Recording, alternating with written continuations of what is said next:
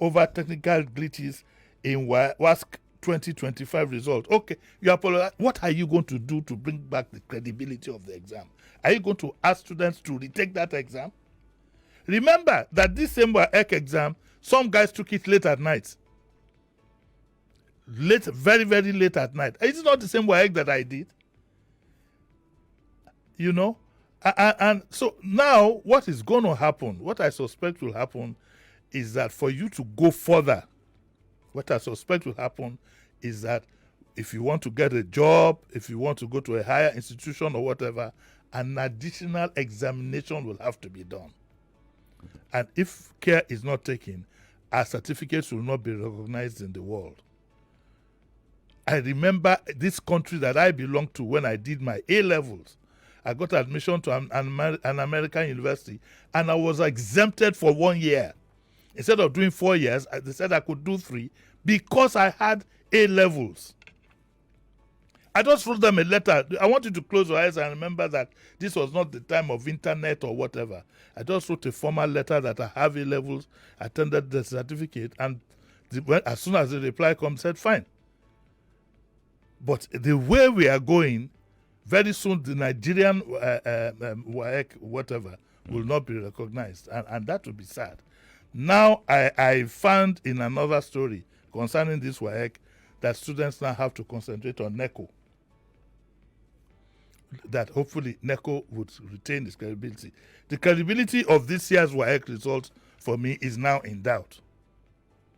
I don't know how we are going to get out of that. The president has to declare a state of emergency with the Ministry of Education, and they have to find a solution to this problem. You know, the underlying factor that I think that we're not even focusing on in the fact that it seems technologically we're still a bit like a million miles away from what is obtainable. Similar thing happened to JAMB. Now WAEC. And then we have been clamoring for, and we recall what happened in 2023 elections and all of that. And people have been clamoring for electronic voting. I mean, with all of these things happening from just results and all of these things, do you suppose we can handle live voting process electronically? I'm one of those who believe that we need to devise things we can handle. Nigeria should go back to Operation A4. That is what we can handle. 1, 2, 3, 4. You count it, you sign it. Don't let's deceive ourselves. We couldn't upload BREV, IREV. We can't handle these things. They're subject to manipulation. They're subject to ineffectiveness itself of the systems that you need to arrive at the proper conclusion. Look at what you just said. WAEC, JAMB. Look at what you just said. So why do you think electronic voting will be different? Why? The only successful election we have had, which unfortunately was annulled, was the one that was very basic. What we are doing is that we can only, instead of going to buy a simple Japanese car that can move from point A to point B, we go and buy high technology German cars or British cars that have sensors and everything. That's what we are doing. We are far behind. We are not anywhere near where we can get anything near perfect.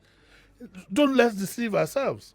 As far as I'm concerned, though, if it might sound crude, it might sound anything, Operation A4 that we had, you will count it ourselves. So 1, 2, 3, you sign, I sign, everybody goes home. Bam. Because we are running out of time. Yes, let's go to page 28. Police warn promotion lobbyists amid calls against interference in civil disputes. Yes, this Zediadioju is a lawyer, you know.